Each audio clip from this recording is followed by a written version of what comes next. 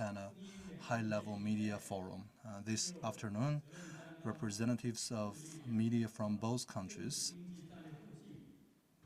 gathered here and discussed distinguished members of the Indian and Chinese delegations for the second meeting of the India-China High-Level Mechanism on Cultural and People-to-People Exchanges, distinguished members of the Indian and Chinese media attending the India-China High-Level Media Forum. I'm glad to address the fourth meeting of the India-China Media Forum, which has brought together important stakeholders and opinion makers from our two countries. At the outset, let me express my appreciation to the State Council Information Office for the excellent arrangements made for the meeting. I had a cordial meeting this morning with Vice President Wang Qishan. We discussed the evolving global situation and the larger rebalancing that reflects the rise of India and China as two large developing countries. Thereafter, I had a detailed and productive discussion with my counterpart, Foreign Minister Wang Yi. We discussed the full gamut of issues relating to our views on the international situation, regional aspects, and our very important bilateral relations. Our discussions today were especially significant as we prepare for President Xi Jinping's visit to India for the second informal summit later this year and for celebrating the 70th anniversary of the establishment of diplomatic relations next year. The informal summit between Prime Minister Modi and President Xi Jinping in Wuhan in April 2018 was a historic meeting that has provided positive directions to our relations. There is mutual agreement that as two of the largest and fastest growing developing countries, representing almost 1/3 of the global population, stable and balanced development of our relations will not only be beneficial for our two peoples, but also a factor of stability in this uncertain global environment. Our two countries have similar goals in terms of providing better opportunities for our peoples. Since the Wuhan informal summit, there has been progress in overall relationship. The two countries agreed that the maintenance of peace and tranquility in border areas is essential for smooth development of our relations. For this, the two armed forces have enhanced communication and are implementing various confidence-building measures. Our economic relationship, too, has seen some progress. The bilateral trade has increased, but so too has our deficit, which is a matter of some concern. We appreciate the steps taken in the last few months by the Chinese side to enhance imports from India. These efforts could expand to include measures to enable greater access for our pharmaceuticals and IT products and services in the domestic Chinese market. The future of India-China relationship will obviously depend on mutual sensitivity to each other's core concerns. It is natural, both as neighbors and as large developing economies, that there would be issues in our ties. Properly managing differences is therefore vital. As our leaders agreed in Astana, differences should not become disputes. That is how India-China relations can remain a factor of stability in an uncertain world. The positive direction of our ties after the Wuhan summit has opened up a new world of convergences. Exploiting this and taking our ties to a new level will require strong public support in both societies. The media can make a major contribution to that goal. Excellency, ladies and gentlemen, Foreign Minister Wang Yi and I have just now co-chaired the second meeting of the high-level mechanism on cultural and people-to-people exchanges. The high-level mechanism was an outcome of the consensus reached between Prime Minister Modi and President Xi during their informal summit. It reflected our shared agreement that enhancing and strengthening cultural and people-to-people exchanges would contribute to overall development of our bilateral relations. In the inaugural meeting of the high-level mechanism in New Delhi last year, we had jointly identified 10 areas to strengthen our cultural exchange and people-to-people contacts. The fact that we were able to organize the second meeting within 8 months of the first one shows the importance both sides attach to promoting cultural and people-to-people exchanges. In our discussions today, Foreign Minister Wang Yi and I reviewed the progress made since the last meeting. We also discussed some new proposals and ideas to promote such exchanges. As a result, we have also agreed to organize 100 activities to further strengthen our people-to-people ties. We will be jointly inaugurating a film week later this evening, marking a commencement of these activities. In the coming months, we would be organizing several other events in areas like museum management, education, think tank forum, and cooperation in the areas of film and broadcasting, reflecting the wide range of our cultural and societal exchanges. Some suggestions were also made today by the Chinese side to expand the Kailash Mansarovar Yatra, and we are deeply appreciative of those initiatives. The success of this mechanism can also be gauged from the fact that we have just now concluded 4 MOUs agreements, which include 1, promoting cultural exchanges for the preservation of intangible cultural heritage, organization of cultural activities, and management of archaeological heritage sites. 2, enhance cooperation in the field of traditional medicine, where both countries have a rich knowledge accumulated over centuries, with the objective of promoting the development of traditional medicine in the healthcare systems of the 2 countries. 3, promote exchanges between our national sports association, sports persons, and youth for strengthening cooperation on international sports events. And 4, cooperation in museum management for promoting collaboration between the Hubei Provincial Museum, Wuhan, and the National Museum, New Delhi, in the field of exhibitions, protection and restoration of collections, and archaeological excavations for museums. Separately, our 2 foreign ministries have also agreed on a plan of action for bilateral engagements for the year 2020 that the Foreign Minister and I just signed. Ladies and gentlemen, the Media Forum is an important event of the second meeting of the high-level mechanism on cultural and people-to-people exchanges. Media today plays a critical role in shaping public opinion. With the rapid advances in technology and its widespread usage, this role has become even more important. The Media Forum provides a very good platform to discuss and explore ways on how our respective media can contribute towards the objective of a closer developmental partnership between our 2 countries by enhancing appreciation and understanding of each other's standpoint and core interests. Regular exchanges of media persons and institutionalized cooperation among our media houses could be a good step forward. Such exchanges are especially important because both our countries have each their own system of governance. Another area to look at would be to examine further the role and impact of social media. I strongly believe that this exercise in exchange of ideas among opinion makers in the media fraternity will go a long way in building on the achievements of the previous 3 editions of the Media Forum and contribute to a stronger India-China media relationship. I hope that you have all availed this opportunity to have a frank and meaningful discussion with your counterparts for promoting greater friendship and cooperation between the media of 2 countries, and in the process contribute to the overall development of our bilateral relations. I'm confident that the forum was a big success, and once again, I thank our hosts for all the arrangements for what has been today a very productive and successful day. Thank you. To deliver his remarks. Friends from the media, good afternoon. It is my great pleasure with Minister Jaishankar. Minister Jaishankar had served as Indian ambassador to China for many years, making positive and active contribution to China-India relations.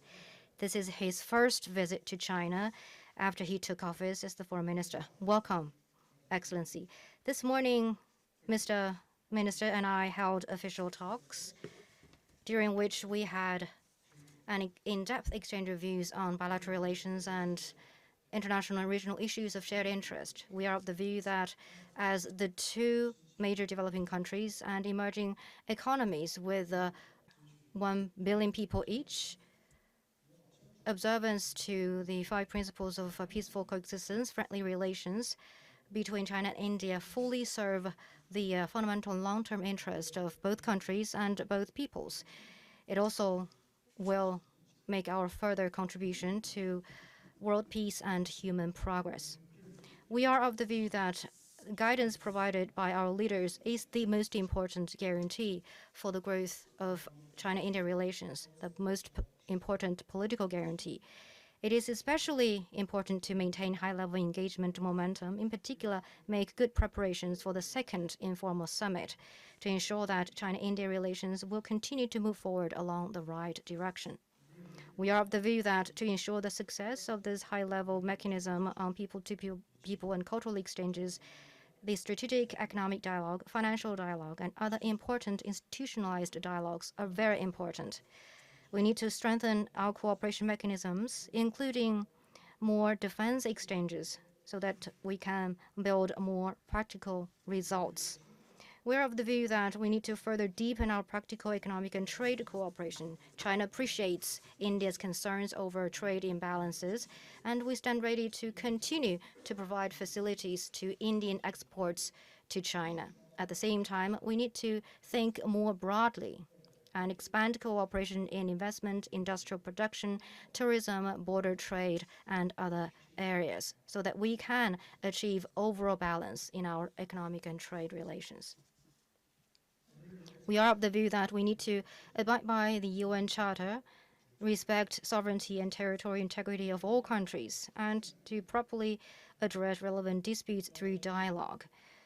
We will continue to utilize the special representative mechanism over the boundary question to seek early harvest in the boundary negotiation, the CBMs at the border areas, and related cooperation to maintain peace and tranquility in the border areas, and to finally find a fair and proper solution to the boundary question. We are of the view that it is important to strengthen coordination and cooperation on hotspot international and regional issues. In particular, we need to build consensus among developing countries, safeguard the status of China and India as developing countries, and the development right that we enjoy within the WTO and the legitimate rights and interest in that regard. We need to firmly push back unilateralism, protectionism, and bullyism with concrete actions and firmly uphold the purpose and principles of the UN Charter and the basic norms governing international relations. Well, there are some differences between our two countries. We don't shy away from those differences. We exchanged views on those matters in a candid manner.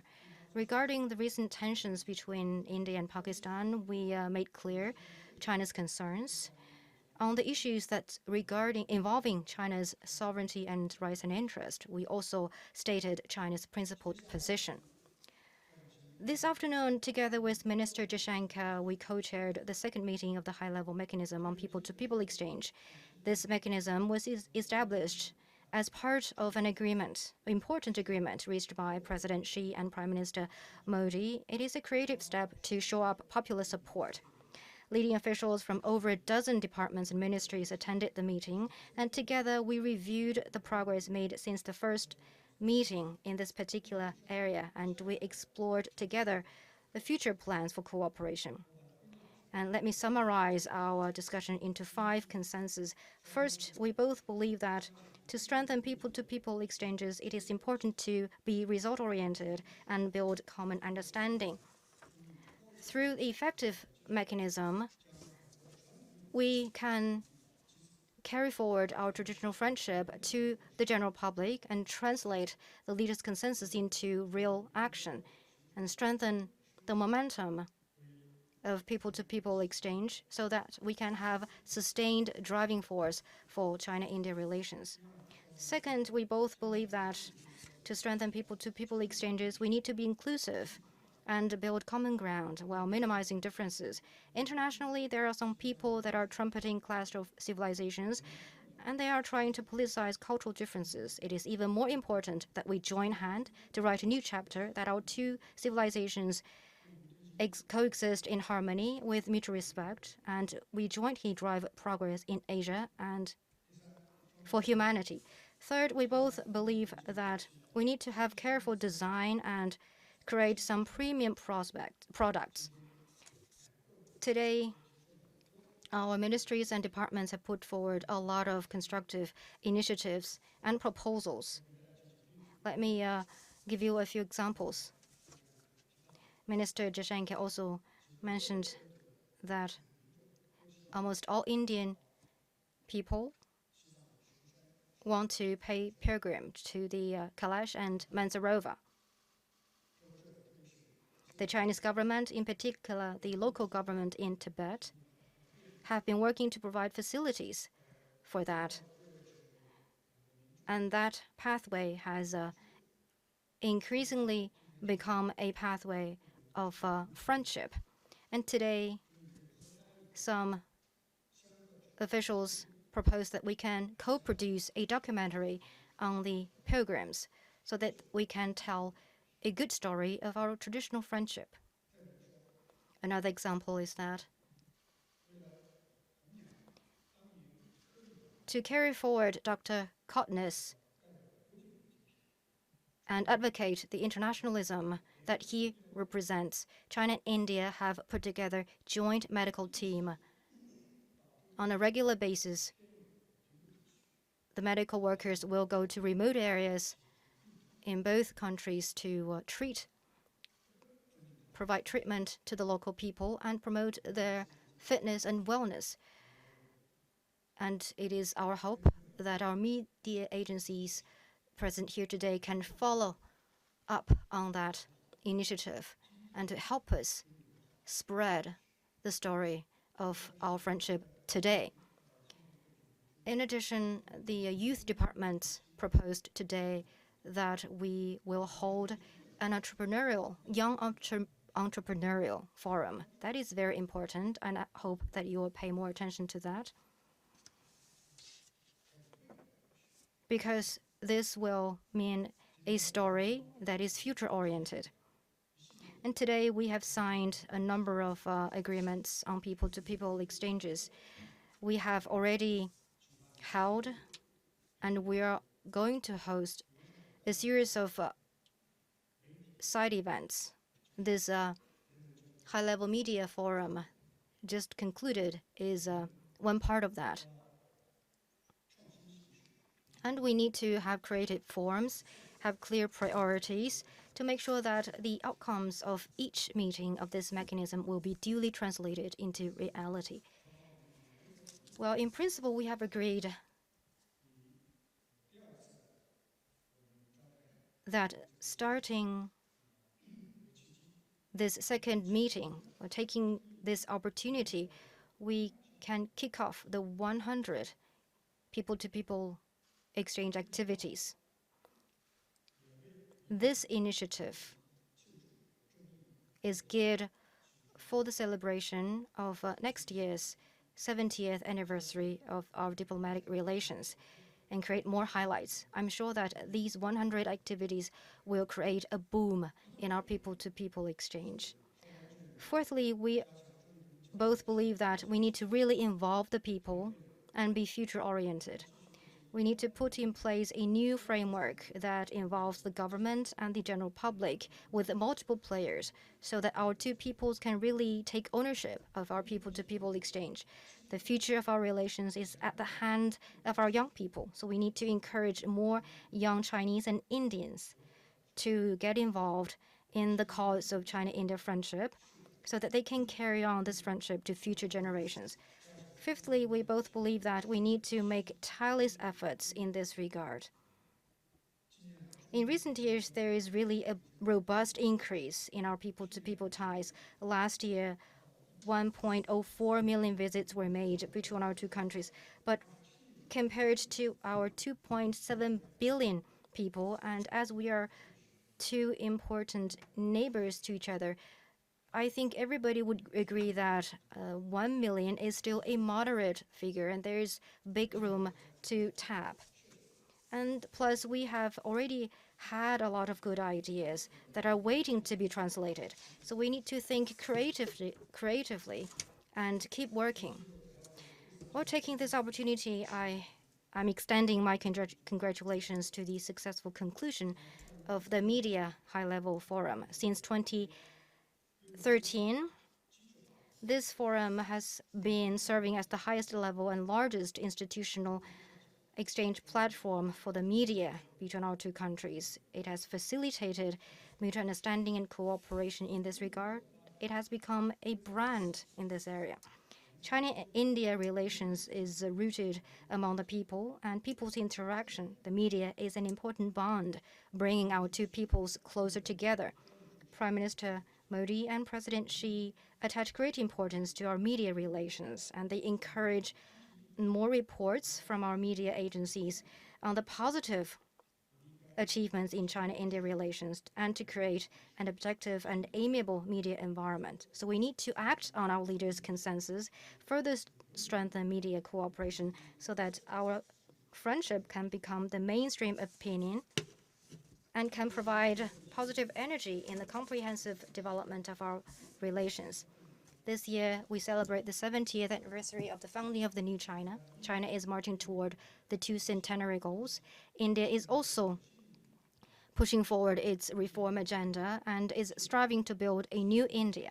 Next year, we will mark the important historic moment of our 70th anniversary of our diplomatic relations. It is the right time to step up our efforts, and much can be achieved if we do that. So we hope that our media can bear in mind the mainstay and direction of China-India relations and continue to serve as the medium of our friendship and promoter of the friendship between our two peoples and mutually beneficial cooperation to report China-India relations in an objective and balanced way and to do a good narrative of the Chinese and Indian story in addition to China-India relations. Thank you. Thank you, State Councillor Wang Yi. Let me suggest that with another and Foreign Minister Jashenka. Now let me announce the end of the closing ceremony